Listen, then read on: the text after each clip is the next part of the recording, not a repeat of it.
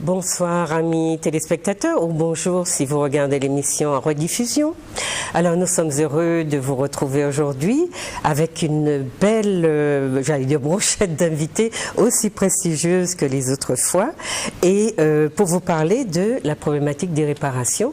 Nous sommes dans cette période où la question est beaucoup traitée et souvent maltraitée, et si on devait parler de maltraitance, voilà une problématique qui chez nous vraiment subit de plein fouet nos maltraitances qui sont très souvent dues aussi à nos ignorances au-delà des combats idéologiques qui sont menés dans cette sphère-là.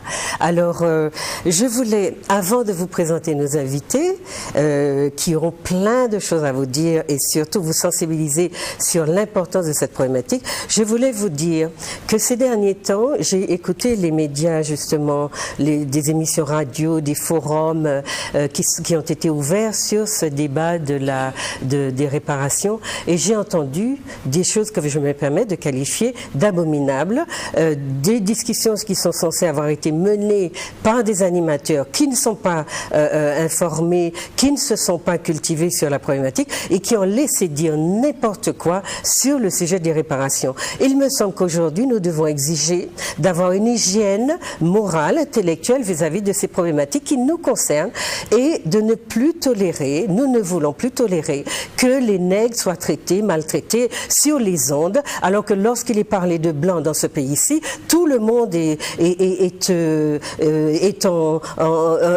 comment vous dire ça, mobilisé pour empêcher justement qu'il y ait de dérives, qu'on ne soit pas dans du racisme, etc. Mais le racisme antinégriste est absolument à l'œuvre dans nos rangs, par nous-mêmes, pratiqué par nous-mêmes, avec la complicité des médias, sans que cela ne gêne personne. À partir de maintenant, nous disons que nous exigeons que nous soyons traités avec respect, parce que nous faisons partie de ceux-là même qui se méprisent ou qui nous méprisent, et qu'il n'est pas concevable que dans cette société qui a été construite notamment par les nègres, que nous entendions, que nous acceptions, que soit continué ce type de comportement. Alors, je voulais donc faire le point sur cette sorte de mépris qui est toléré, qui est libéré dans nos médias et qui reste impuni. Je voulais aussi vous dire que ce manque de respect par rapport à nous, puisqu'il est exprimé envers nous, envers d'autres nous-mêmes, eh bien ce manque de respect relève chez ceux qui le profèrent ou qui ont cette attitude de manque de respect vis-à-vis de soi, et de ce que en psychologie sociale, nous appelons la haine de soi. Et nous allons, si l'occasion se présente, faire une émission sur le thème de la haine de soi, pour que les gens comprennent qu'à mépriser, surtout dans une société qui est dite composite, avec d'autres justement des personnes qui écoutent la radio et qui voient que nous sommes la seule composante à nous invectiver de cette manière-là, eh bien, qui n'auront pas, j'allais dire, envie de nous manifester spontanément du respect. Et ce respect-là, c'est nous qui devons le cultiver pour que les autres aient aussi envie de nous respecter. Donc, c'est une règle morale que nous allons, à laquelle nous allons donner la priorité dans le traitement qui est subi, qu'on fait subir à nous, à notre image et à les autres nous-mêmes dans les médias notamment. Alors, cet après-midi, je reçois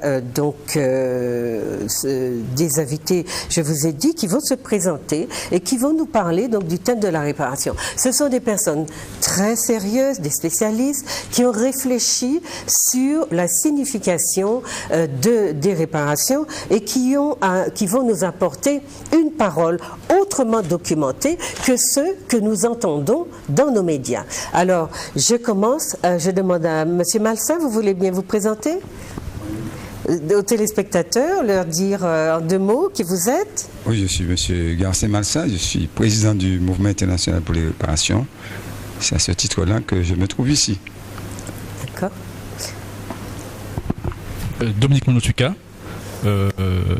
avocat au barreau de Fort-de-France et en effet conseil aussi du MIR, la Martinique. Conseil du MIR, voilà.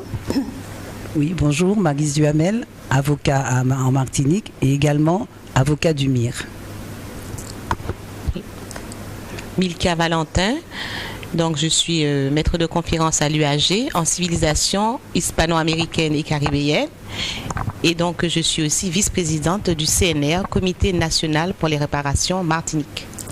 Et M. Garça, donc M. Garça Massa, on est le président. Donc Mme Valentin Milka est la vice-présidente et M. du Conseil national des réparations. C'est ça, des réparations. Alors, allez-y, M. Bicep. Oui, Jean-Jacob Bicep, je suis député européen. J'ai organisé au Parlement européen une semaine sur la reconnaissance de la colonisation européenne et pour les réparations. Et j'ai initié aussi un projet de déclaration écrite pour la reconnaissance européenne de la colonisation coloniale et l'esclavage colonial. Et l'esclavage colonial. Merci. Bonjour, je suis Louis Georgetin, je suis professeur à l'Université d'Orléans et par ailleurs président du CRAN, le Conseil représentatif des associations noires. Merci de votre invitation. Merci d'être là. Bonsoir, je suis Marie Gessona. En fait, pour moi, la réparation est essentielle pour l'avancement de notre peuple. Je suis aussi, entre autres, artiste peintre. Artiste peintre. Voilà, vous avez vu nos invités. Nous allons partager, distribuer la parole. Et je vous demande de les écouter. Vous pourrez nous faire remonter vos remarques si vous le voulez, en passant par la rédaction de Zouk TV. Mais surtout, écoutez. Et je voulais pour vous montrer l'importance de la thématique dont nous allons débattre. Et vous expliquer que ce n'est pas une problématique dont on peut parler à tort et à travers. J'ai photographié 4 ouvrages qui vont vous servir si vous avez vraiment envie de comprendre. Et ce sont des ouvrages qui sont écrits par des personnes absolument spécialisées, qui sont des sommités mondiales et des ouvrages qui sont aujourd'hui des ouvrages de référence. Alors, est-ce qu'on peut voir les diapositives avec le titre des ouvrages sélectionnés ?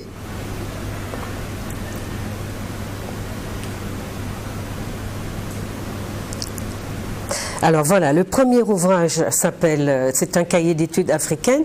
Donc les thématiques débattues sont réparation, restitution, réconciliation entre Afrique au pluriel, Europe et Amérique au pluriel. Donc vous avez là beaucoup de spécialistes, des Africains aussi, parce que j'entends dire que les Africains ne font rien, ne s'occupent pas du tout de cette problématique, et qui sont autrement traités que ceux que vous entendez dans vos médias. Donc prenez le temps de lire ces ouvrages. Il y en a un autre. Non, pas celui-ci. Voilà. Crime de l'histoire et réparation, les réponses du droit et de la justice. Et là aussi, vous voyez, vous avez une somme de collections de droit international, une somme de spécialistes du droit qui débattent de la question des réparations et surtout du fait que c'est un crime imprescriptible et que il y a des solutions pour agir sur, on va dire, la mauvaise volonté des États qui ont profité de la traite actuellement. Hein? Voilà. Ici, donc ce soir, nous avons avec nous, ou cet après-midi, ce soir, comme vous voudrez, Monsieur Georgetin, qui nous a produit ce petit ouvrage de l'esclavage aux réparations, les textes clés d'hier et d'aujourd'hui. Donc il va nous en parler là dans l'émission et vous aurez l'occasion de vous le procurer. On le trouve, je suppose, en librairie. Voilà, merci pour cette voilà. Et ce dernier ouvrage que je voulais vous conseiller, puisqu'on associe très souvent la question des réparations à celle de la résilience, ceux qui demandent réparation seraient des espèces d'acharnés, de revanchards, ils sont qualifiés de toutes sortes de titres ou attifés de toutes sortes de titres.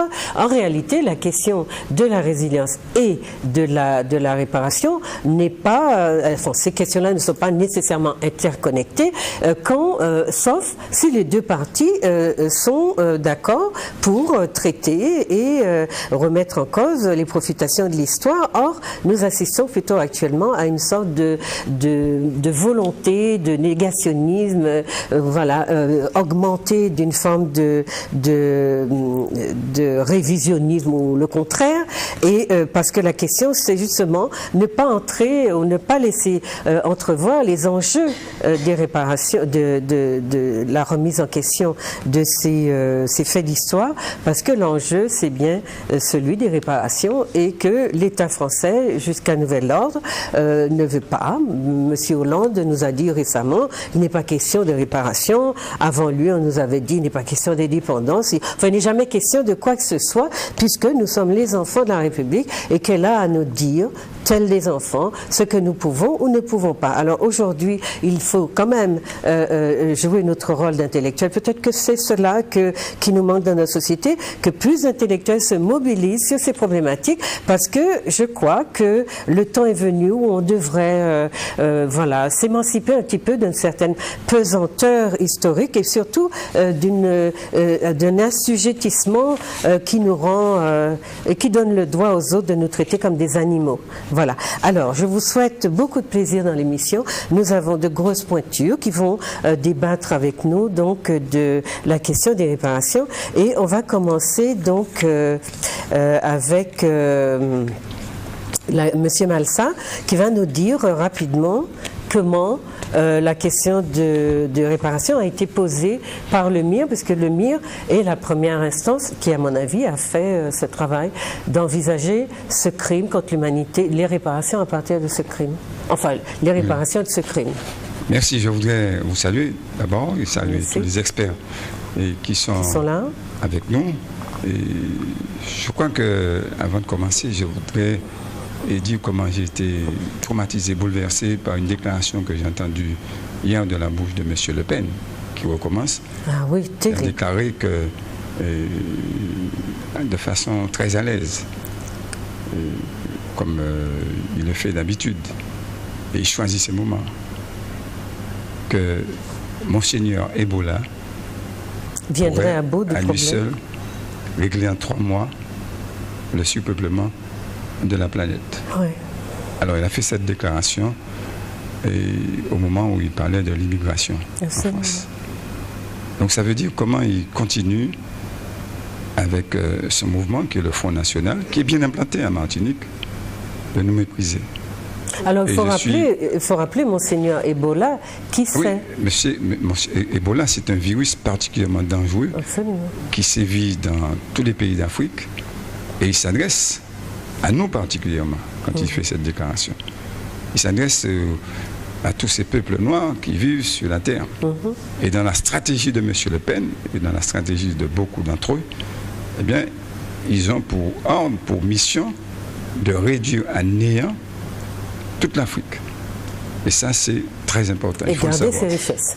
Et garder ses richesses. Et au moment où l'on parle ici d'Europe, d'élections européennes, il faut savoir qu'effectivement, il y a une forte implantation du Front National en Martinique et nous devons, de notre point de vue, de mon point de vue, éradiquer le Front National en Martinique.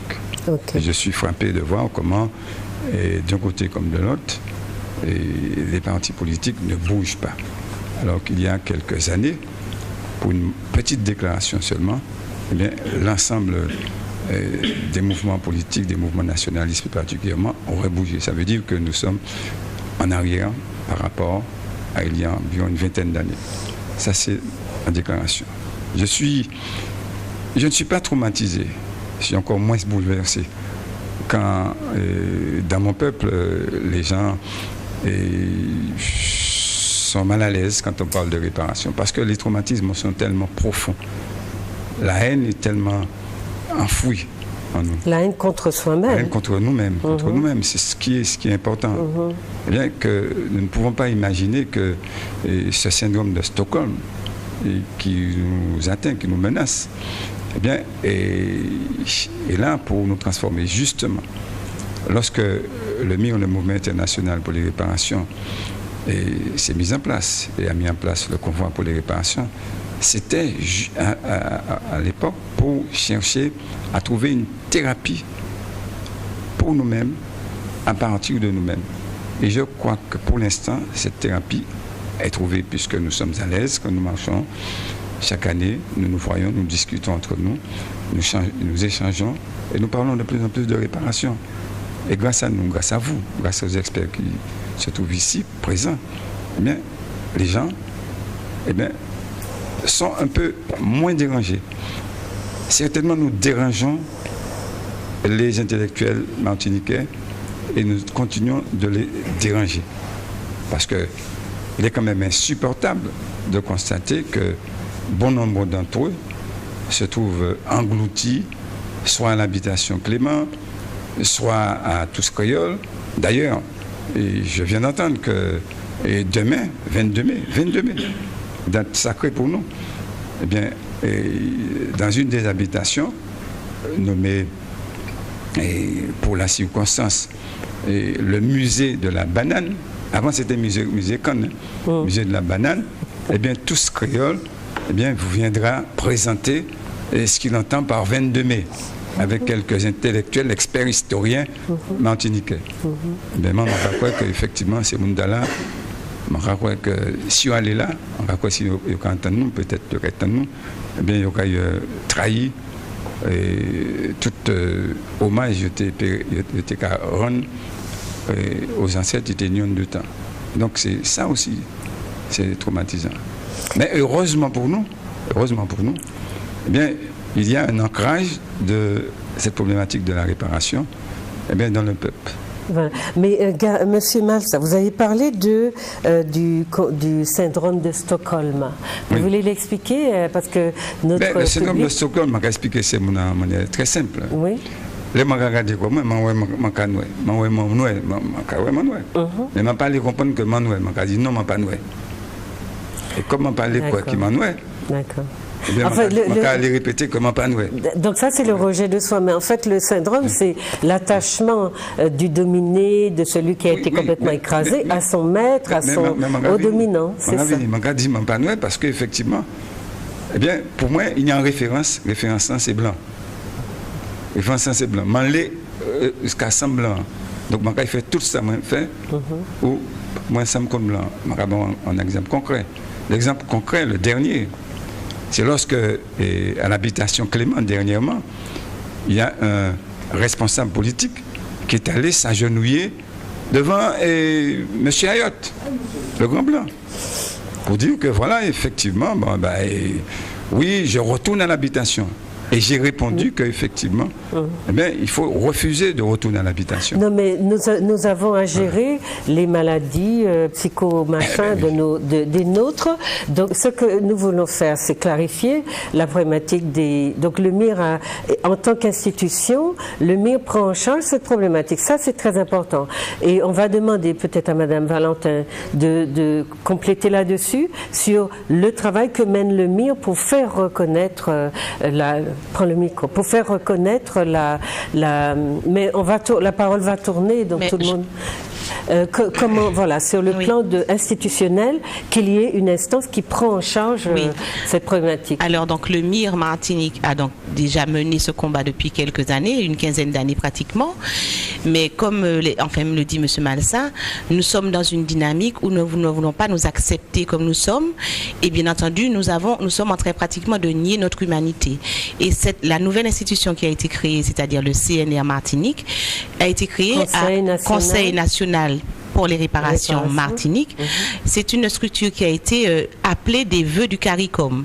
Le CARICOM nous a considérés en tant que nation, considérer les Martiniquais comme une nation, donc une nation martiniquaise, et nous a demandé de nous organiser en comité national pour les réparations, de telle sorte que nous ayons une audience pratiquement en tant que nation, de peuple et de nation, au sein du CARICOM et bien entendu au sein de toutes les démarches qu'ils feront auprès des instances internationales et européennes pour les réparations. Ce qui veut donc dire que c'est un grand privilège, un grand honneur pour nous que d'entrer dans ce concert des nations pour qu'effectivement nos droits, le respect de notre dignité humaine soit effectif dans le cadre de notre Martinique. Et puis ça nous sort de l'isolement. Et ça nous sort de l'isolement caribéen dans lequel on a été plongé depuis des siècles, disons-nous. Voilà.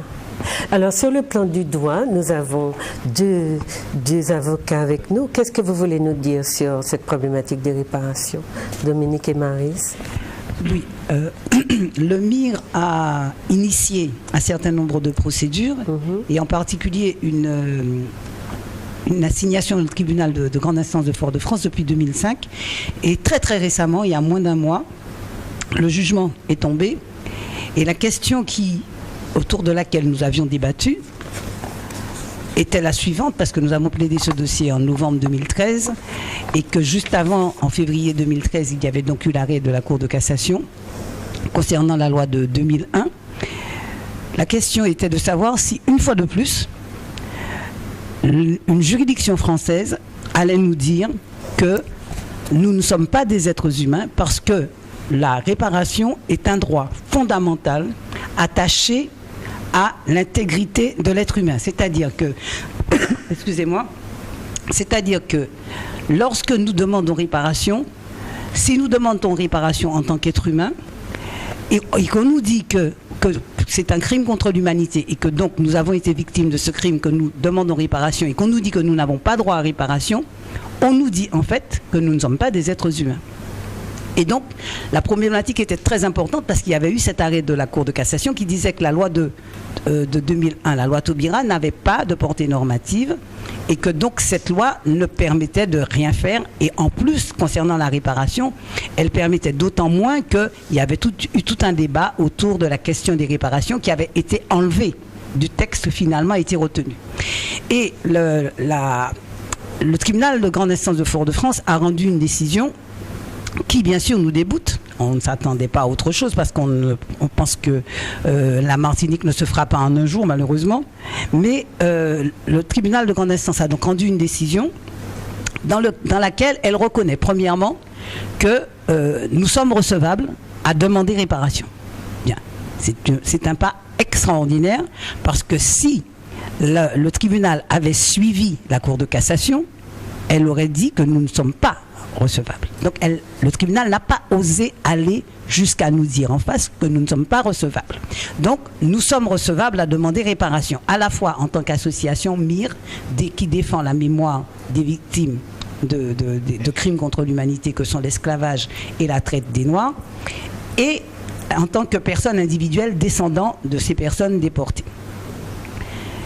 Ensuite, le tribunal nous a dit, mais vous êtes, ils nous ont déclaré prescrits sur des motifs fallacieux. Bon, c'est pas le plus important, la prescription. À mon avis, en tout cas, moi, ce que j'ai retenu de fondamental dans cette décision, c'est que le tribunal nous dit que la reconnaissance du droit à réparation ne peut pas, le droit à réparation ne peut pas être reconnu aux personnes individuelles qui avaient fait même si elles sont recevables, mais ça ne peut pas leur être reconnu parce que, tenez-vous bien, les effets préjudiciables du crime contre l'humanité que constitue l'esclavage sont appelés par définition, je dis bien ce que le tribunal a dit, par définition à renaître à chaque génération. C'est-à-dire qu'en Martinique, le tribunal nous dit chaque génération de Martiniquais qui naît est appelée à subir les conséquences des crimes contre l'humanité qui ont été perpétrés contre leurs ancêtres. Et que reconnaître un droit à réparation ne servirait à rien puisque ce préjudice continuerait de se... Il est transgénérationnel en fait. Exactement. Et que donc ces effets sont quasiment imprescriptibles. C'est ce que nous dit le tribunal. Et ça, c'est quand même très fort. Parce que ça nous renvoie par-delà la question de la réparation du crime commis, ça nous renvoie au fait que le tribunal nous dit mais le crime n'a jamais cessé. Parce que si le tribunal nous dit que les effets renaissent de génération en génération, c'est qu'il y a quelque chose qui fait que les effets du crime ne peuvent pas. Quand bien même il serait réparé, c'est pas parce qu'il n'est pas réparé, c'est quand bien même serait-il réparé, nous dit le tribunal, que les effets préjudiciables de ce crime sont appelés à renaître à chaque génération. Ça veut dire qu'il y a une cause précise qui engendre à chaque génération les effets du crime. Qu'est-ce que cela peut bien être, si ce n'est le crime lui-même.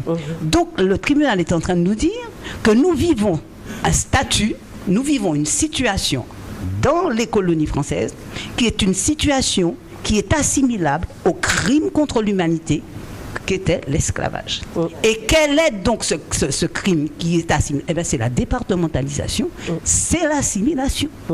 Et effectivement, moi j'ai relevé un certain nombre de définitions qui permettent de dire que l'assimilation et la départementalisation sont, dans leurs conséquences du point de vue de la dignité humaine, assimilables à tout point de vue à un crime contre l'humanité. Ouais. C'est ce qui faisait dire à monsieur de Monotuka que nous sommes des affranchis et pas des citoyens. Alors, je vais lui poser la question. Est-ce que ça a un lien avec le fait que le Code noir ne soit toujours pas abrogé? Oui, absolument. Il est très important de comprendre la problématique qui nous est posée là, de la réparation sur le plan du droit. Parce qu'en effet, il s'agit de savoir est-ce que nous avons le droit à la réparation ou pas. Parce que la réparation, c'est d'abord et avant tout un droit. Et précisément, il s'agit, dans le cas d'espèce, d'un droit à réparation à titre d'être humain, puisqu'il s'agit d'un crime contre l'humanité. Donc il faut que le droit reconnaisse la victime comme étant un être humain pour que la victime puisse prétendre bénéficier de la réparation. Ça, c'est très important. Donc, en tant que juriste, tout naturellement, nous, en tant que, je dirais, avocat du MIR, donc avocat qui défend le droit à réparation des victimes, nous avons nécessairement eu besoin d'aller et d'analyser le droit qui nous gère afin de savoir si nous sommes reconnus ou pas comme étant des êtres humains. Parce que c'est le commencement. Est-ce qu'on peut s'arrêter un peu ça? Je crois que les Martiniquais ne comprennent pas bien la portée de cette parole-là, qui est violente. Quand on dit qu'on n'est pas des êtres humains, je crois que les Martiniquais croient qu'on est dans une espèce de délire. Est-ce qu'on peut leur dire Absolument. de manière plus précise ce que voilà. ça signifie? Alors, je tâcherai d'être bien plus explicite. Là, on parle de l'esclavage.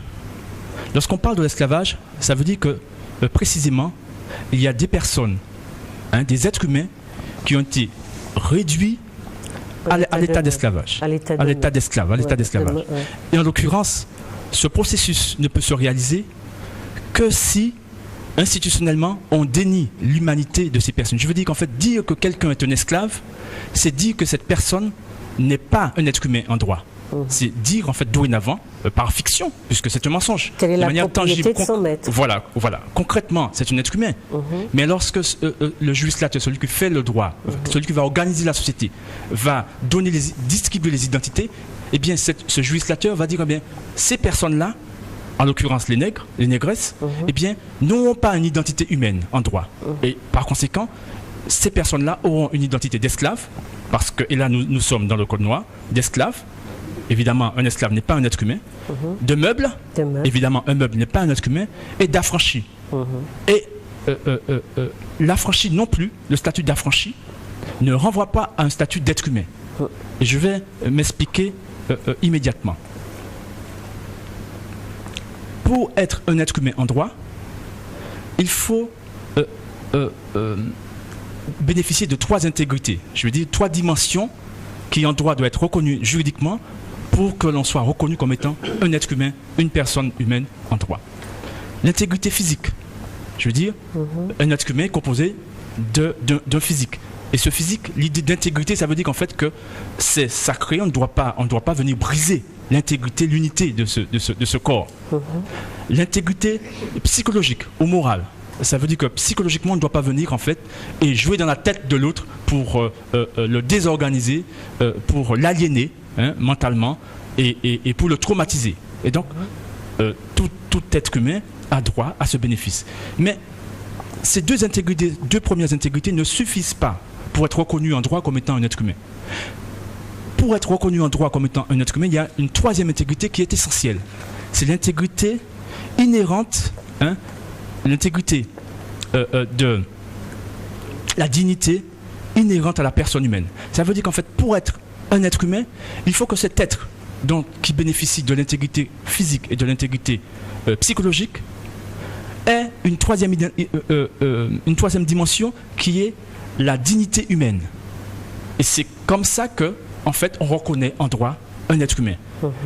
Je veux dire par là, et je vais illustrer ça ainsi, un animal. Il y a des animaux qui sont protégés.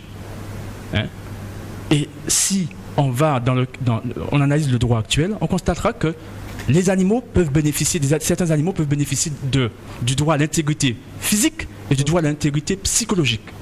Mais les animaux ne peuvent pas bénéficier du droit à l'intégrité de la dignité humaine, de ce qui est propre à l'humain. Par conséquent, le maître de l'animal, si un voisin vient et brutaliser en fait son animal de manière barbare ou autre, eh bien, le maître de l'animal, le propriétaire de l'animal peut tout à fait saisir une juridiction, un tribunal et demander réparation parce que justement l'intégrité physique et psychologique de cet animal ont été brisées. Et donc, le tribunal va condamner la personne, si les conditions sont réunies, la personne qui a commis, en fait, je dirais, cette infraction consistant à briser l'intégrité physique et psychologique, en fait, de cet animal. Et donc, cette personne, le propriétaire, reçoit une certaine somme ou autre.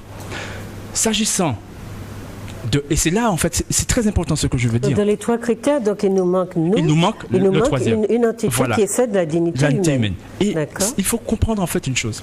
Vous voyez, tous les jours, en fait, quasiment, il y a les tribunaux en Martinique, à Fort-de-France, en fait, qui fonctionnent et qui condamnent devant le tribunal correctionnel des gens parce qu'en effet, ils ont été agressés ou ils ont été tués. Et donc, les héritiers viennent et demandent réparation.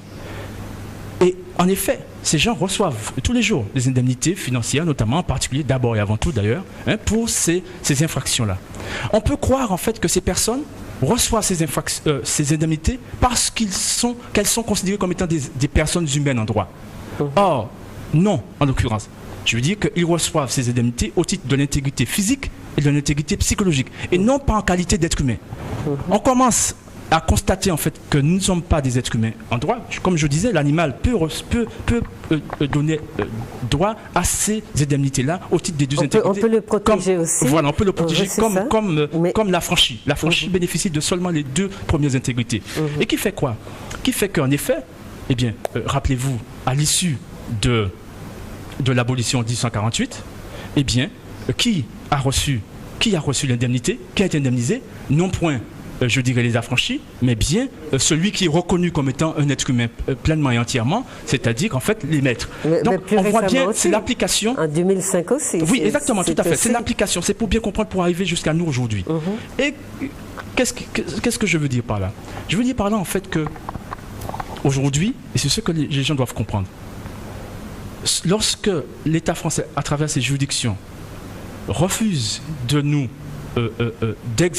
d'appliquer notre droit à réparation au titre en fait du crime contre l'humanité, c'est parce que justement ces juridictions, donc cet État, nous nie notre qualité d'être humain, la 3e intégrité.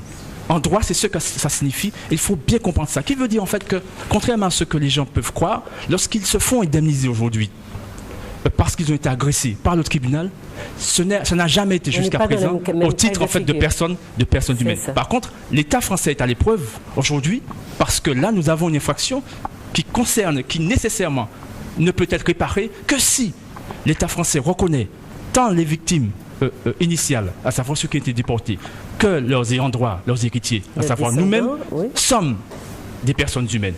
Et en l'occurrence, si nous sommes des personnes humaines, nous devons avoir droit à ces réparations. Comme en fait des Blancs, à l'issue de la Deuxième Guerre mondiale, ont pu bénéficier automatiquement cette réparation à l'issue du crime contre l'humanité. Voilà. Simplement parce que ces gens bénéficiaient des 3 intégrités. Voilà. Alors, chers téléspectateurs, je pense que là, vous avez maintenant des éléments qui vous aident déjà à comprendre pourquoi certaines personnes qui sont des spécialistes sont dans cette sorte de combat qui consiste à essayer de nous faire entrer dans une vision de nous-mêmes qui nous réinvestit de notre humanité. Et lorsque beaucoup d'entre nous prenons position, j'allais dire de manière très désordonnée, pour dire qu'on ne veut pas des réparations, c'est pas nécessaire, ou alors surtout pas donner de l'argent aux nègres pour qu'on n'ait pas à se bouffer parce que les nègres avec d'autres nègres ne sont pas fiables. Eh bien, on est dans quelque chose qui est absolument trivial parce que la problématique est ailleurs, et j'espère que vous avez compris qu'il s'agit pour nous en faisant reconnaître le crime dont nous sommes victimes, qu'il s'agit pour nous de nous réhabiliter dans notre humanité. Or, en nous refusant ces réparations, et vous-même, en prenant les positions qui sont souvent les vôtres, parfois très virulentes, qui consistent à refuser cette idée des réparations, vous continuez à vous inscrire dans ce déni dans lequel sont les autres, qui sont les dominants, qui sont ceux qui ont profité du crime. Vous continuez donc à vous entretenir dans le statut de meuble en quelque sorte, ou de meuble, ou d'animal qui n'a que qui n'est investi que de deux qualités et pas de la qualité humaine. Est-ce que c'est important? Il me semble que beaucoup d'entre nous avons pris l'habitude de croire que d'avoir de grosses maisons, de grosses voitures et de pouvoir parler à tort et à travers constitue une identité, nous donne le sentiment, oui, d'être pris en considération. Et je vous rappelle que dans le monde entier, le peuple noir subit les mêmes affronts, qu'il est partout victime du même racisme, du même déni d'humanité, et que ce que veulent aujourd'hui les gens du monde entier, c'est s'emparer de son continent et de son travail gratuitement pour continuer à justement utiliser ce qui est à lui sans lui. Alors il est très important que vous suiviez bien l'analyse de nos spécialistes qui vous donnent des clés pour que désormais vous soyez dans des postures plus attentives et surtout que vous vous remettiez au centre du questionnement.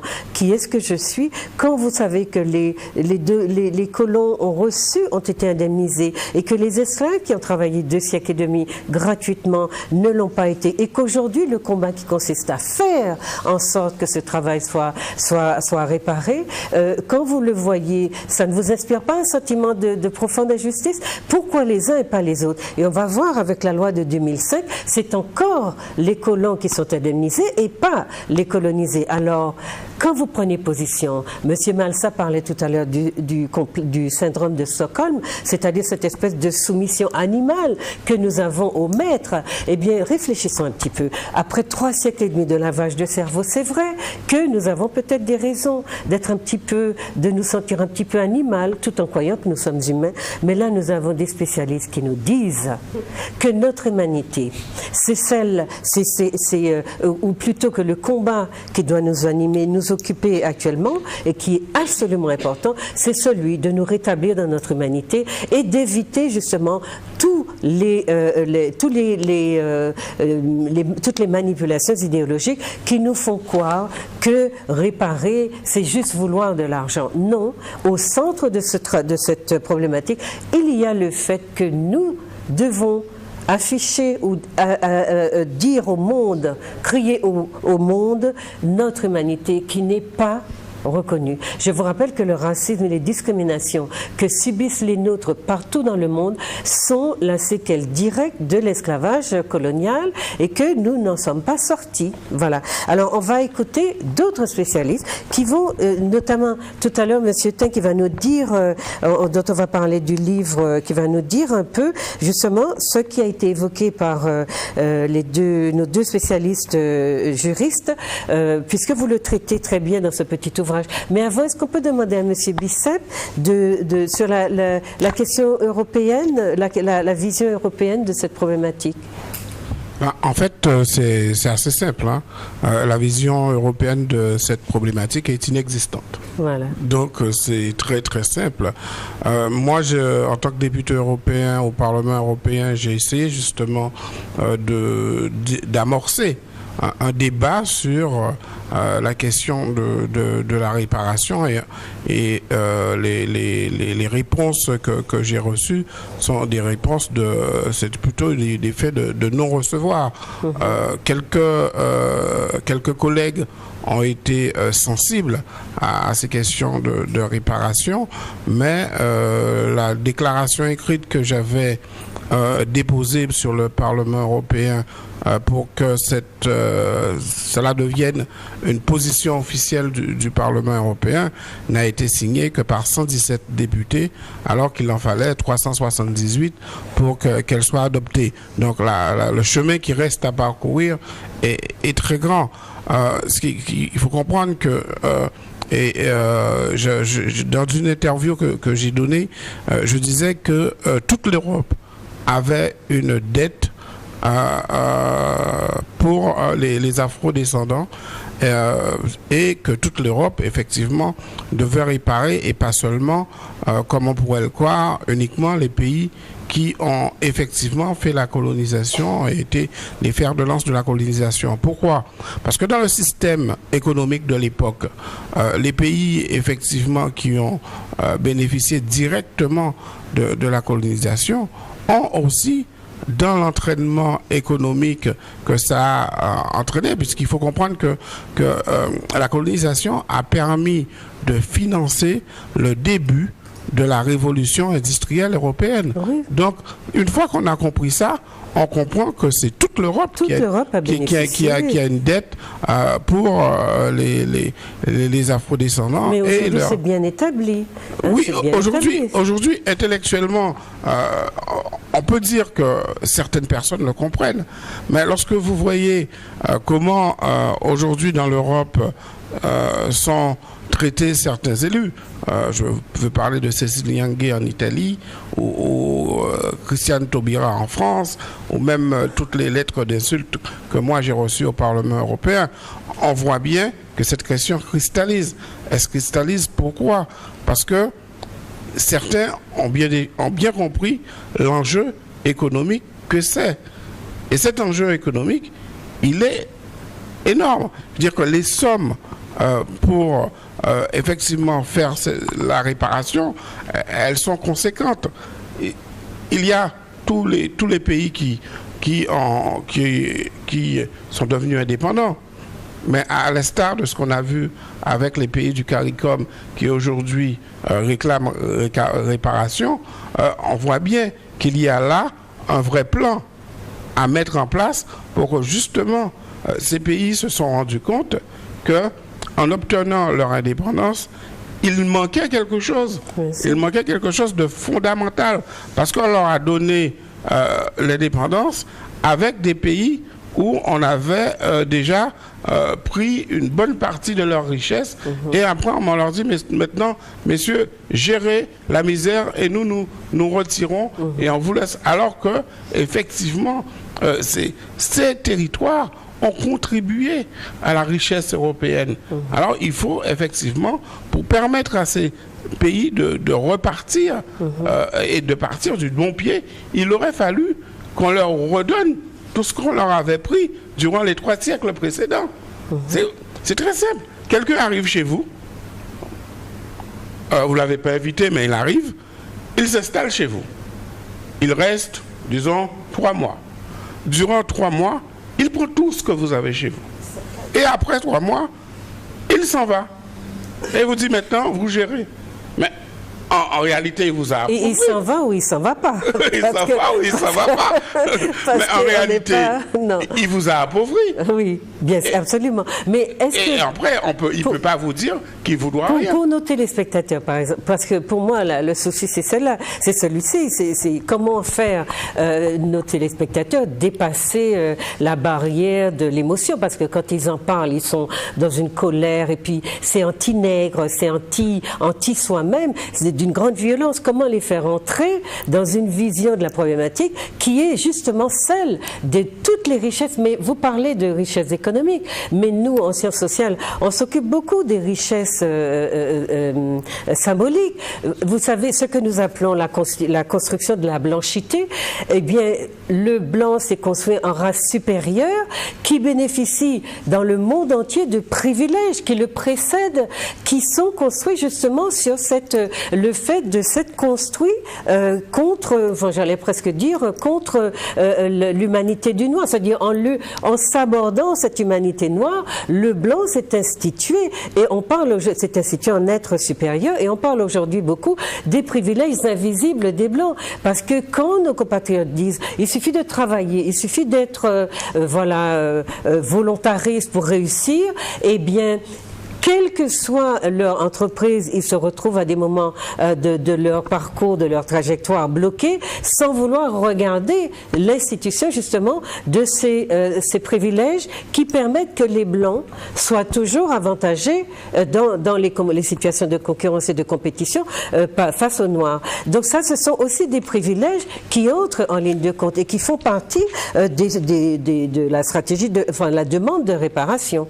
Donc nous, on a le souci d'expliquer à nos compatriotes. Oui, bien entendu, il y a la question de la déconstruction des représentations.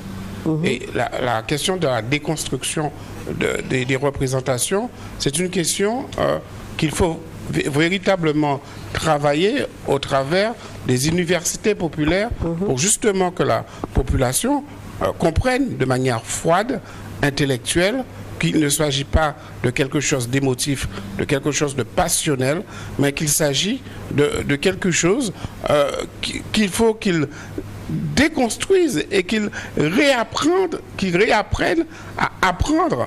Parce qu'il faut qu'ils comprennent que tout ce qu'on leur a appris jusqu'à maintenant était fait à partir de mensonges et d'un a posteriori, d'un a priori justement, qui était un a priori qui les infériorisait. Ils étaient infériorisés. Pourquoi? Parce que celui qui domine a besoin que celui qui est dominé soit dans une situation de soumission. Et il faut absolument que justement qu'on fasse ce travail de pédagogie. Il y a tout un travail de pédagogie à faire. D'accord. Alors, chers téléspectateurs, on reste à ça. Vous avez entendu une série d'interventions et la question reste posée. Celle de notre humanité, de notre foncière humanité, celle de notre dépendance par rapport, à travers le syndrome de Stockholm, notre dépendance par rapport à ceux qui nous ont colonisés et esclavagisés, et la question de notre intelligence. Ces questionnements-là font appel à notre intelligence. Comment nous positionnons-nous face à ces problématiques? Et surtout, comment comprenez-vous que les colonisateurs aient été dédommagés, réparés, et pas les esclavagés? Est-ce que ça veut vraiment dire que vous acceptez l'idée de manière totale, l'idée que vous ne faites pas partie de l'humanité et que vous n'êtes pas digne d'être réparé?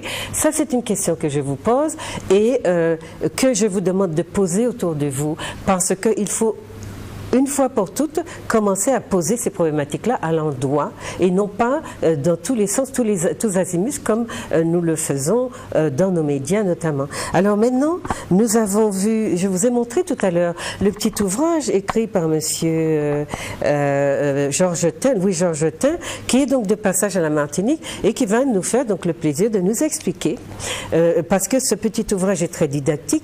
Et voilà, si vous n'avez pas le temps de lire les ouvrages que je vous ai conseillés, et il faudra quand même le faire pour vous autoriser à en parler de manière savante et non pas n'importe comment, pas comme tu peut-être, comme on dit chez nous, eh bien, il faut commencer à lire, s'informer. Et donc ce petit ouvrage, c'est une bonne base pour ceux qui sont dans cette démarche de vouloir comprendre et surtout, par rapport à ce que nous expliquait Maître de Monotuka, de nous réinvestir de cette dimension de notre humanité dont nous ne sommes pas encore investis. Rappelez-vous, le Code noir n'est pas encore abrogé. Alors, Monsieur Tain, vous allez nous dire, parce que Maître Duhamel nous expliquait justement la désubstantialisation de la loi de 2001. Vous avez fait donc une petite... je n'ai malheureusement pas eu le temps de lire tout l'ouvrage, mais j'en ai vu assez pour les questions que j'ai à vous poser. Vous avez, dans votre introduction que vous avez appelée réparation versus repentance, vous retracez un petit peu l'historique de la problématique, notamment ces histoires, l'histoire les deux postures qui sont reflétées à travers la loi de 2005 qui a été privée de son article 2001, privée de son article 5, et la loi de 2005 qui reprend la problématique pour pour traiter le cas des colonisateurs et pas des colonisés. Est-ce que vous voulez bien donc voilà, revenir sur tout ça? Oui, c'est vrai qu'il y a là deux lois qu'il faut regarder en miroir. Donc la loi du 10 mai 2001, la loi Taubira, qui reconnaît l'esclavage colonial comme crime contre l'humanité. Et puis, 4 ans plus tard, le 23 février 2005, une loi tout à fait semblable, mais à l'envers, dit que la colonisation était positive et que finalement, il faut donner des réparations à ceux qui l'ont mise en place. C'est-à-dire les rapatriés d'Algérie, du Maroc, etc. Et même pour les anciens de l'OAS, l'organisation terroriste, qui même à l'époque avait fait un attentat contre le général de Gaulle, qui lui, à un moment, avait fini par consentir à l'indépendance. Donc ces deux lois sont des lois tout à fait en miroir, puisque d'un côté, on dit l'esclavage est un crime contre l'humanité, d'accord, mais il ne faut pas de réparation pour les victimes. Et de l'autre côté, on dit la colonisation était une chose positive, et donc il faut des réparations pour ceux qui ont été à l'œuvre dans cette histoire coloniale. Et donc on voit très bien que la question coloniale en France n'est pas morte. Cet esprit colonialiste, il est là. La loi du 23 février 2005, elle a été approuvée selon un sondage par 63% des Français, aussi bien de droite que de gauche. C'est quand même consternant parce qu'en gros, quand on interroge les Français, ils vous disent le racisme c'est pas bien. Alors, est-ce qu'ils le pensent sincèrement? Mais en tout cas, le politiquement correct impose de dire le racisme c'est pas bien, mais derrière les gens vous disent le colonialisme en revanche c'est positif. Or qu'est-ce que c'est que le colonialisme si ce n'est la mise en place d'un racisme d'État sur un autre État? Parce que de quel droit allez-vous coloniser un autre pays si ce n'est en disant les gens qui sont là sont inférieurs, donc je vais pouvoir les coloniser. Donc, et je m'installe chez eux. Et je m'installe chez eux. Et je leur prends toute leur richesse. Et quand je fais croire que je repars, je reviens d'une autre façon. Bien sûr. Donc on vous dit bien sûr le racisme c'est pas bien, mais le colonialisme qui est une forme, j'allais dire hyperbolique du racisme. Le colonialisme est soutenu, pratiqué, même pas de génération en génération, d'année en année. Il faut quand même remarquer. Mais vous dites donc dans cet article-là sur les effets positifs de la colonisation, notamment quand Carl Césaire s'était soulevé, insurgé, pardon.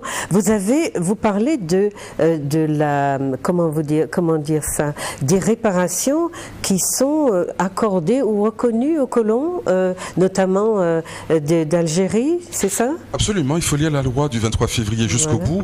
On a beaucoup cité l'article qui parlait du rôle positif de la colonisation, mais derrière vous avez encore 10 autres articles qui parlent de réparation morale, symbolique, financière, etc.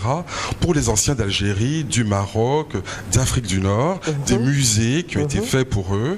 Et donc, ça revient à considérer... Comme pour nous, les colonies françaises, ce sont les colons qui ont reçu des indemnités après... Oui, parce qu'on considère que dans l'histoire coloniale, les victimes, c'est les colons. Ce sont les colons. Pourquoi? Parce que les pauvres, ils ont été chassés d'Algérie, et donc ils sont rentrés malheureux. Donc il faut leur donner un dédommagement après tout le bien qu'ils auraient fait à l'Afrique du Nord.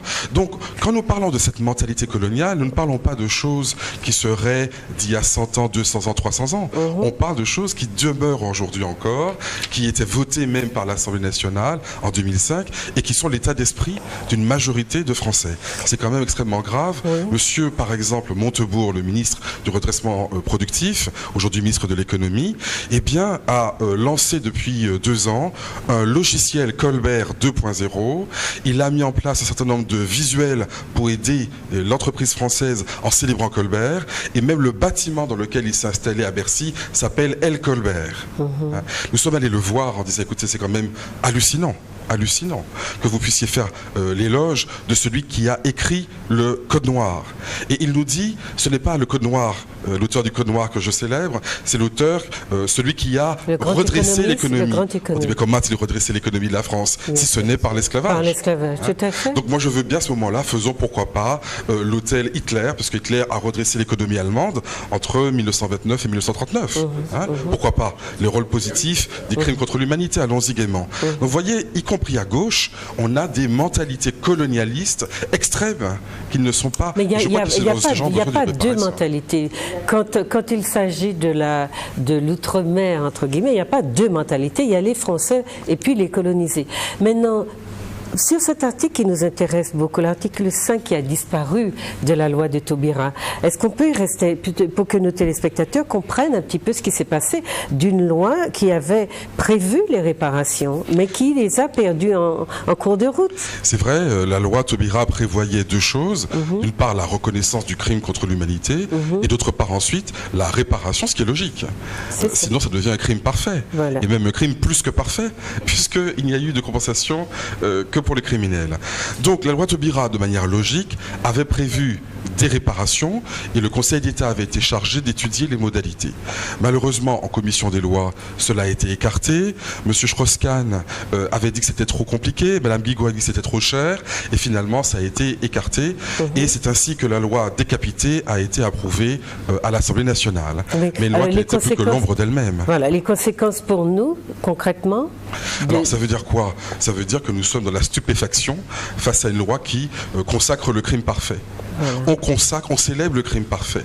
Quand M. Hollande, par exemple, célèbre le 10 mai cette année en rendant hommage au peuple haïtien, tout en refusant de rendre au peuple haïtien la rançon qui a été imposée. Je rappelle, c'est l'équivalent de 21 milliards de dollars que Haïti a payé de 1825 à 1946 pour dédommager les planteurs. Et c'est la Caisse des dépôts et consignations qui existait à l'époque et qui existe encore, qui a encaissé cet argent. Et donc la France, bien sûr, refuse de rendre cet argent. Nous avons même assigné l'État français en faisant un peu comme le MIR, qui déjà en 2005 avait assigné l'État français. Et M. Hollande, le 10 mai 2014, il y a quelques jours, rend hommage à Haïti, puisqu'on célèbre le 210e anniversaire, et dit Haïti, c'est formidable, l'indépendance. En d'autres termes, le bourreau célèbre la victime. Oui. C'est-à-dire, on vous exploitez, on vous a rançonné, on ne vous rend pas de votre argent, vous êtes formidable. Mais comment expliquer que donc nous, on continue à s'appuyer ou à faire confiance à une loi qui est, comme vous dites, approuvée et mutilée, donc qui n'a pas de substance, puisque reconnaître un crime et ne pas vouloir le réparer, c'est ce que vous dites, c'est une loi qui a été décapitée. Comment expliquez-vous, enfin si, ça n'est pas que vous ne l'expliquez pas, vous dites qu'il y a eu une sorte de conspiration du silence des deux côtés, enfin de tous côtés, de ceux qui ont bien compris ce qui s'est passé et de ceux qui ont probablement fait ce qu'ils ne comprenaient pas. Enfin, comment expliquer que nous, aujourd'hui, nous continuons à référer à cette loi ou à en référer à cette loi comme si elle avait véritablement établi quelque chose dans nos destinées ou changé quelque chose à nos destinées par rapport au fait que nous n'avons pas de statut, que notre statut d'humanité d'êtres humains n'est pas encore voilà, un état de fait, établi, reconnu. Alors c'est vrai qu'il y a un grand problème. Il faut remettre la loi Taubira sur le tapis parce qu'on voit qu'elle est de moins en moins utile. Oui. Et on voit des gens qui célèbrent la loi Taubira, qui sont aussi racistes que tous les autres. Et moi je dis, célébrer c'est bien, réparer c'est mieux. Et quand celui qui célèbre et celui qui justement a causé le tort et refuse la réparation, cela devient un contresens. Est-ce que vraiment M. Hollande a la dignité requise aujourd'hui, je le dis d'une manière très grave, pour célébrer le 10 mai? J'irai même un peu plus loin, excusez-moi, mais vous savez, un crime contre l'humanité devient un crime parfait lorsqu'il y a la collaboration de deux groupes. Ceux qui organisent le crime et ceux qui organisent l'impunité des criminels. Eh bien, lorsqu'on organise l'impunité du criminel, on est par conséquent coupable de complicité de crimes contre l'humanité. On le voit très bien dans l'exemple des gouvernements turcs qui, après le génocide des Arméniens, n'ont cessé, bien sûr, de protéger leurs prédécesseurs. Et le temps ne fait rien à l'affaire. Alors, cela dit, aujourd'hui, la chose évolue. Il y a les convois depuis bientôt 15 ans qui ont fait un travail formidable. Nous avons fait un sondage IFOP l'année dernière qui montre que 63% des Domiens sont favorables à la réparation. Et ça, je crois qu'il faut le dire parce que moi, je rencontre tous les gens... Sur le sol hexagonal, c'est ça? C'est-à-dire qu'on a fait le sondage en Martinique, Guadeloupe, Guyane et Réunion. Et selon IFOP, l'Institut de sondage le plus vieux en France, 63% des habitants d'outre-mer sont favorables à la réparation. Et il faut le répéter parce que moi, je rencontre tous les jours des gens qui me disent, vous savez, moi, je suis pour la réparation, mais comme tout le monde est contre, ça ne marche pas. Et puis le voisin dit la même chose. Et le troisième dit la même chose. Ça veut dire quoi? Ça veut dire qu'on ne s'autorise pas à dire qu'on est pour la réparation, mais les gens sont pour. Ils n'osent pas le dire, ils ont peur de le penser, ils ont l'impression que le ciel va leur tomber sur la tête s'ils avouent qu'ils sont pour la justice. C'est la pression du consensus aussi. Exactement, oui, bien sûr. Il y a une sorte de climat moral, voilà. Ouais. Mais je crois que, au fond, ce climat de peur a explosé. Depuis pas mal d'années. Aujourd'hui, les gens disent les choses comme elles sont, calmement d'ailleurs. C'est-à-dire que la réparation est synonyme de justice. Il n'y a pas de justice sans réparation et qu'il faut que cela se fasse. Et dans ce livre, ce que j'ai voulu montrer, c'est qu'il y a une histoire de la réparation. Absolument. On ne s'est pas levé hier matin avec une idée en tombant au saut du lit. À vrai dire, l'idée de réparation est aussi vieille que l'esclavage lui-même. Oui, alors vous en parlez en France. L'esclavage, il demandait deux choses. Haïti, aux États-Unis, sur le plan international, et puis vous traitez en dernier le droit parce que les esclaves ont demandé toujours deux choses. Liberté, bien sûr, et justice. Alors, la liberté, ils se sont battus pour l'arracher. La justice, ils se sont battus, l'ont obtenu dans quelques cas, pas très nombreux, j'avoue, et c'est ce combat qu'on continue. Et certains disaient, on m'a déporté depuis l'Afrique, ramenez-moi chez moi en Afrique. C'est l'origine du mouvement Back to Africa. D'autres disaient, mais puisque j'ai travaillé pendant des années sur ces terres, elle m'appartient, je demande un lopin de terre, c'est le début de la réforme agraire. D'autres disaient, je suis vieux, déjà à 30 ans, j'ai besoin d'une retraite. À l'époque, les retraites n'existaient pas, c'était une réparation. D'autres disaient, je suis jeune, j'ai besoin d'une bourse pour étudier, c'était une réparation. D'autres disaient, j'ai perdu ma famille dans le passage du milieu, je demande qu'on mette une stèle, c'était des mémoriaux. Bref, il y a mille et une façons de réparer, et on peut imaginer toutes sortes de solutions. La seule chose que je ne peux pas imaginer, c'est qu'on soit contre la réparation, c'est-à-dire contre la justice. Donc il faut expliquer peut-être que cette sorte de propagande que nous avons dans certains de nos médias est peut-être organisée d'une certaine façon. Alors, on va demander à M. Malsa et à Mme Valentin de nous dire s'ils ont effectivement ce sentiment, puisque vous avez avancé un chiffre. Tout à l'heure, j'aurais voulu que vous nous parliez aussi de ce qui s'est passé à Durban, parce que ça, c'était quand même une sorte au niveau de l'avancée sur le plan international de cette démarche concernant les réparations. Il y a quand même eu un durcissement de la position des Occidentaux. Alors, c'est vrai qu'il y a eu ce durcissement. En même temps, il y a eu une mobilisation internationale qu'on a voulu stopper, mais qui a quand même continué. Alors, Durban 2001, qu'est-ce que c'est? C'est une conférence organisée sous l'égide des Nations Unies en Afrique du Sud sur les questions de racisme et de colonisation. Et à cette occasion, bien naturellement, quantité de gens des pays du Sud ont posé sur la table la question des réparations, qui a posé une grande frayeur, mais il y avait là des gens comme Desmond Tutu, le prix Nobel de la paix, et des représentants d'États africains ou des Caraïbes. Et même s'il y a eu une contre-offensive très forte des pays européens, malgré tout, il y a eu des avancées. D'ailleurs, la CARICOM, bien entendu, poursuit ce travail. À l'unanimité, les chefs d'État de la CARICOM, et à laquelle est associé le MIR, de fait, et le Comité national des réparations, ont demandé réparation. J'ai appris récemment que le Suriname a déjà envoyé sa demande de réparation aux Pays-Bas.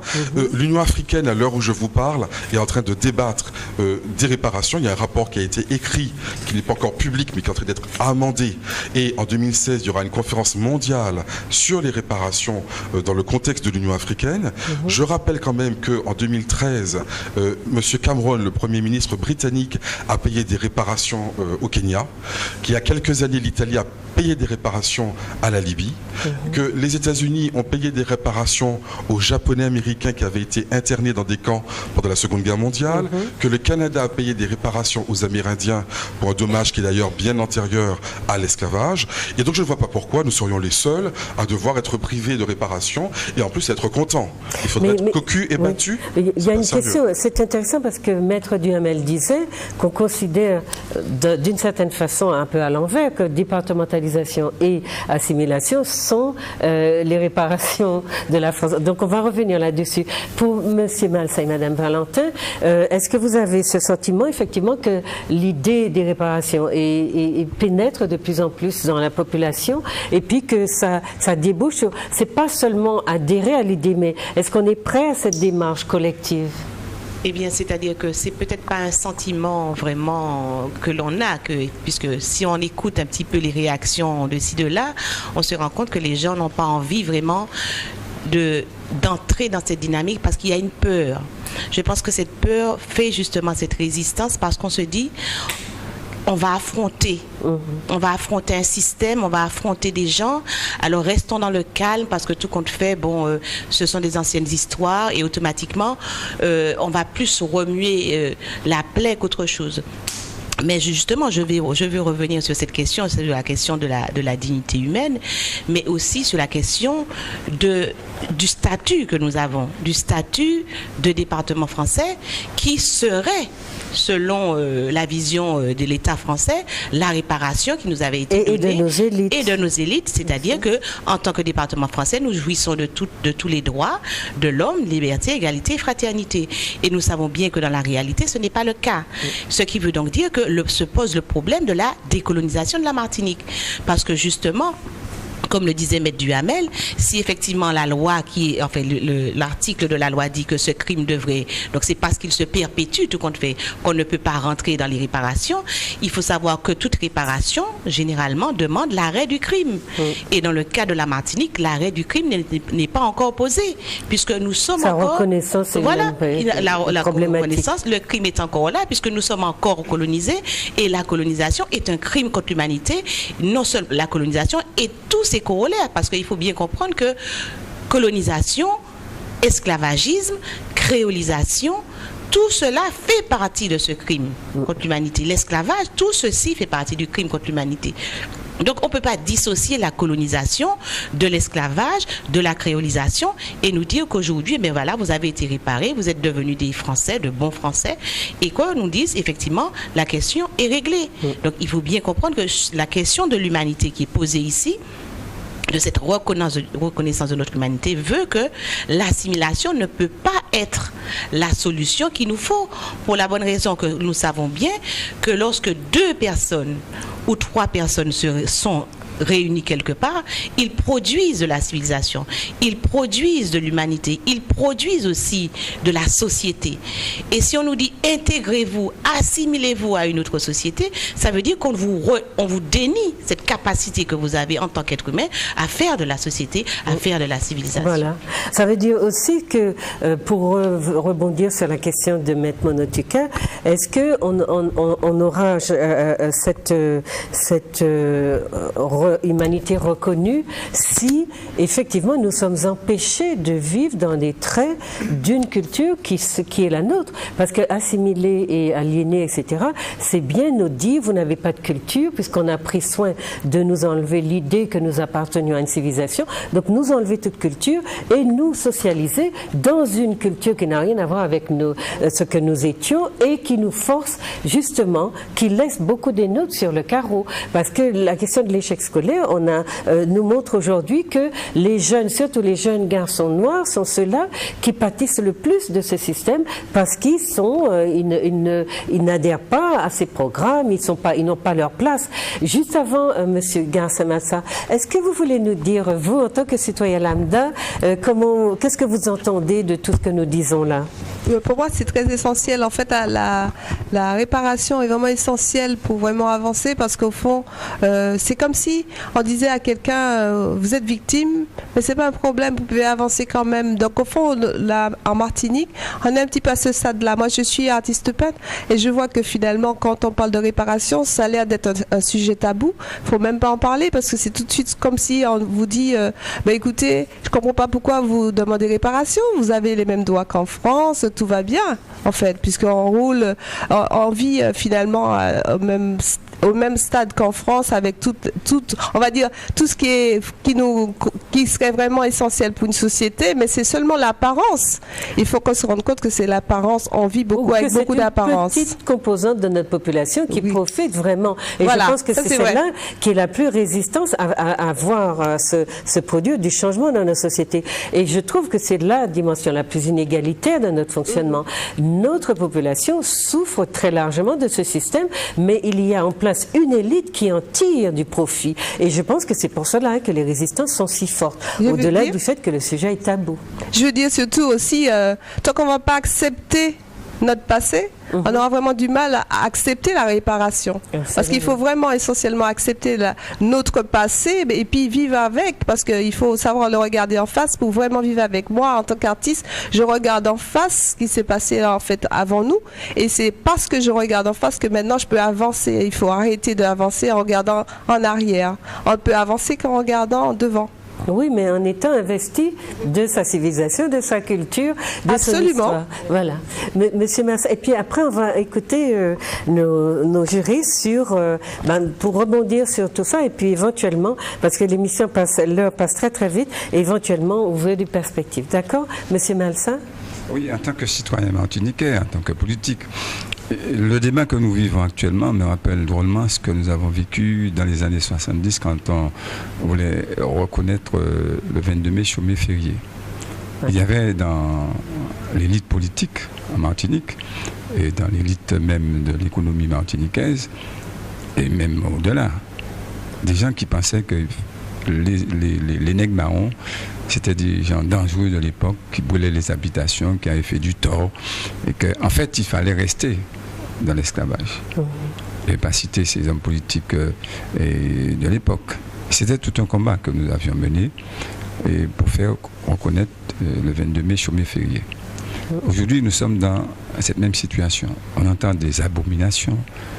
Quelqu'un qui disait la semaine dernière, alors que j'étais sur une radio, oui, la réparation c'est bon pour les gens de Sainte-Lucie, les gens de Saint-Domingue, les gens de la Dominique, les gens de tous ces Africains déportés rendus esclaves qui habitent Barbate, Trinidad, etc.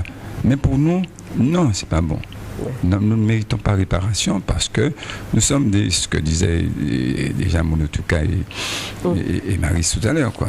Nous sommes tellement assimilés, nous sommes tellement déjà réglés, quoi, comme les bons Français, les bons Européens, parce que en fait, le modèle phare, la référence, c'est le modèle européen. La référence, c'est le blanc. La référence, c'est l'Occident. Alors, comme on se base sur cette référence occidentale, cette référence blanche, mais on n'a besoin de rien. Il faut absolument se battre pour Haïti. Il faut se battre pour demander réparation pour Barbade, etc. En fait, eh bien, c'est totalement le contraire. Et Valentin l'a dit tout à l'heure, et Mika, quand on regarde bien, si on se bat pour la réparation, on se bat en même temps pour la reconnaissance de l'homme de façon intégrale, de l'être humain, ce qui a été dit. On se bat à notre niveau pour la décolonisation. Il ne peut pas y avoir... Est-ce que vous avez l'impression vraiment que dans la population, cette idée a fait son chemin et qu'on peut dire, à partir des statistiques... Ça avance. Je ne suis pas tellement d'accord avec Milka de ce point de vue-là. Ça avance parce qu'il y a des intellectuels qui sont dérangés aujourd'hui, qui se cachent aujourd'hui, qui se camouflent quelque part. Je les connais, ils m'entendent parler, ils savent de qui je parle. Ils vont dans les habitations, ils vont voir le maître en permanence, ils vont sous le gilet du maître se cacher. Le 22 mai, ils seront avec le maître. Mais l'année prochaine, ils ne seront plus avec le maître. Parce qu'ils savent que nous avons déjà gagné ce combat. Ils savent que c'est sûr et certain. À partir du moment où leur maître au plus haut niveau de l'État parle de réparation, je vais parler du chef de l'État. Il en parle. S'il en parle, c'est que lui aussi, il est dérangé. Tu l'as déjà dérangé, Maryse l'a déjà dérangé. Les avocats martiniquais ont déjà dérangé le maître. Mais ils ont déjà attaqué le maître au plus haut niveau, et ça, c'est très important. Et c'est là où nous avons eu raison d'utiliser la loi Taubira. Montrer qu'effectivement, oui, c'est une coquille vide.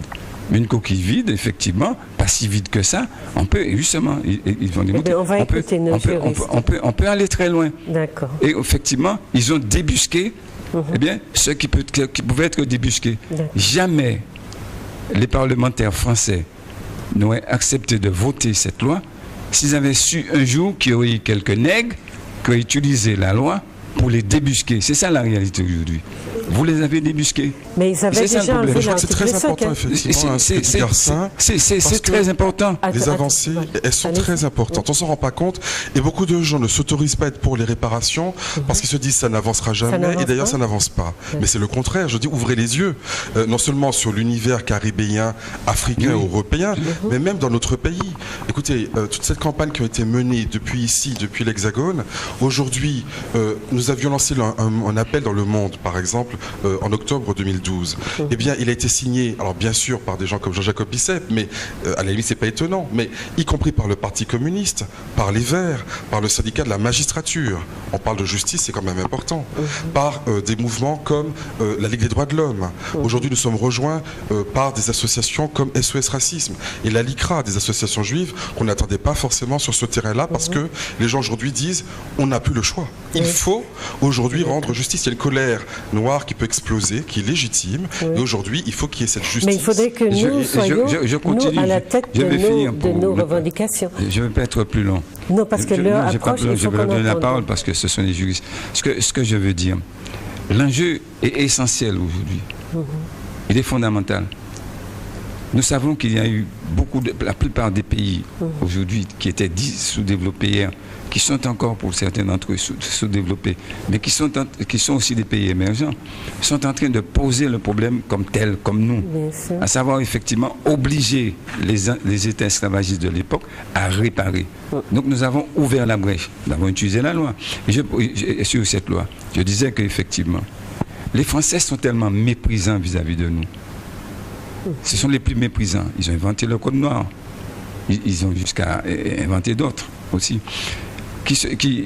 En votant cette loi, ils se sont dit, ces nègres-là, jamais ils vont pouvoir s'appuyer sur ça pour effectivement nous débusquer. Et c'est ce que nous sommes en train de faire. Et je vais laisser la parole aux juristes qui vont pouvoir en parler mieux que moi, parce que je crois que c'est très important. Merci. Allez-y. Oui.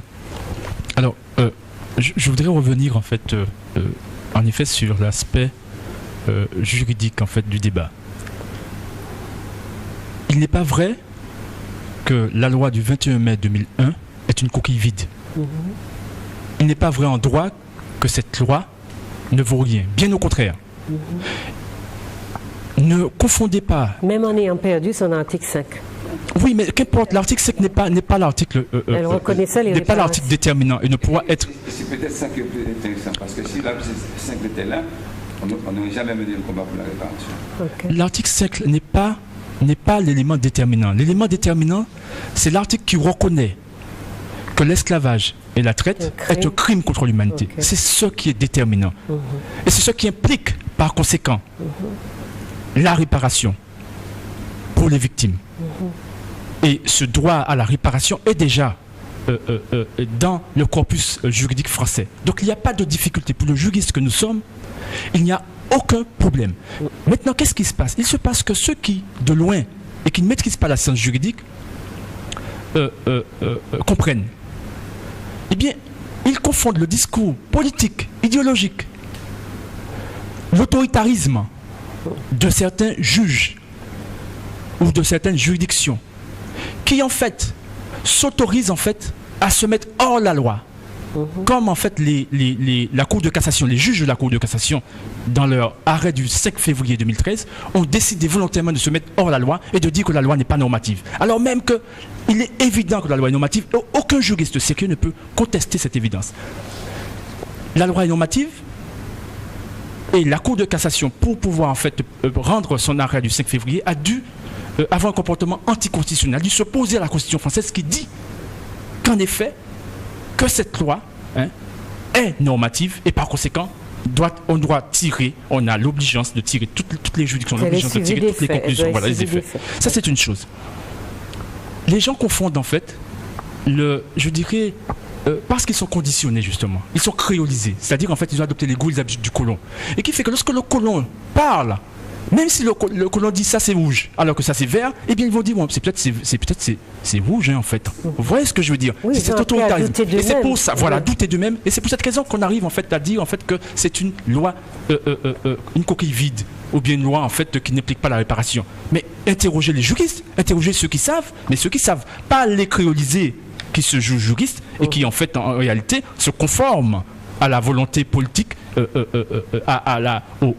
au mépris en fait de l'autre. Non. Et donc c'est pour cette raison que 3 associations, le collectif des fils et filles des Africains déportés, dit le COFAD, le mouvement pour une nouvelle humanité, dit MNH, et puis le MIR Martinique, ont porté plainte nommément contre chaque juge de la Cour de cassation, ayant rendu en fait cet arrêt du 5 février pour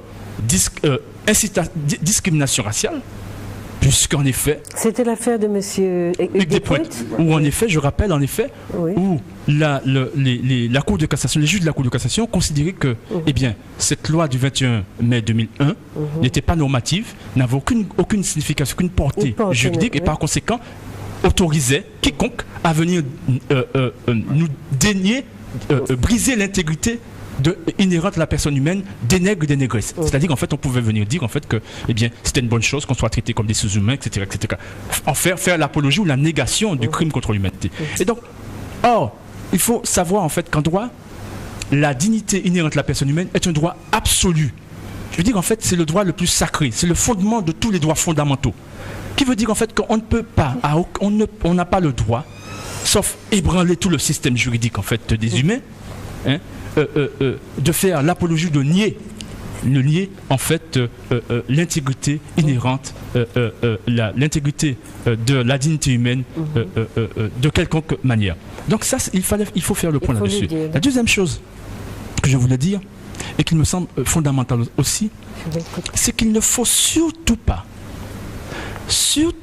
détacher la réparation de la nécessité que nous soyons reconnus pour ce que nous sommes, c'est-à-dire des êtres humains en droit. Il ne faut surtout pas penser que la réparation se fonde et exige seulement des indemnités financières et autres ou symboliques. De cette condition absolument, humaine. C'est une condition, voilà, c'est la condition humaine qui justifie tout.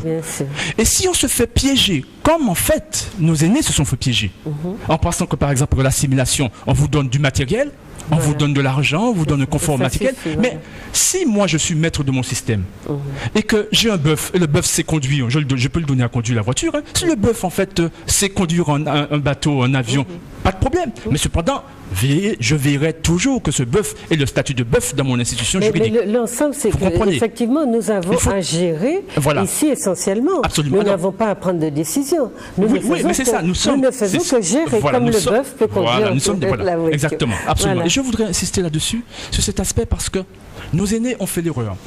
Par exemple... Non, la situation était celle-là. Non, mais je ne juge pas, je ne juge quiconque. Je veux dire en fait que nous y sommes toujours. Nos aînés ont fait l'erreur, par exemple les indépendances en Afrique.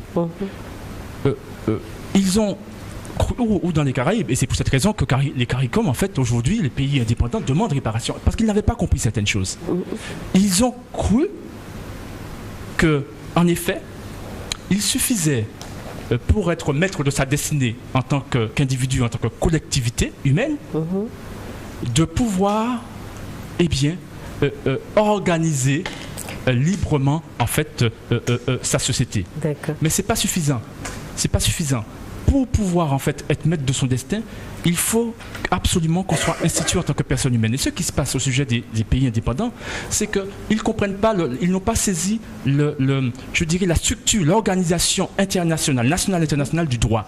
Et qu'en définitive, on peut croire qu'on a le statut d'être humain parce qu'on gère en fait localement notre pays, mais en réalité, on est imbriqué dans un système international qui nie notre humanité un peu plus haut. On n'a pas une vision, on n'a pas produit ce droit-là. Voilà, il ne reflète pas notre personnalité. Aujourd'hui, on y revient, on a compris ça.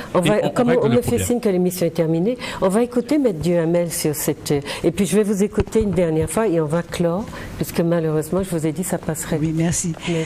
Non, moi je voudrais essentiellement rebondir sur la question de l'assimilation et du droit de la dignité de la personne humaine.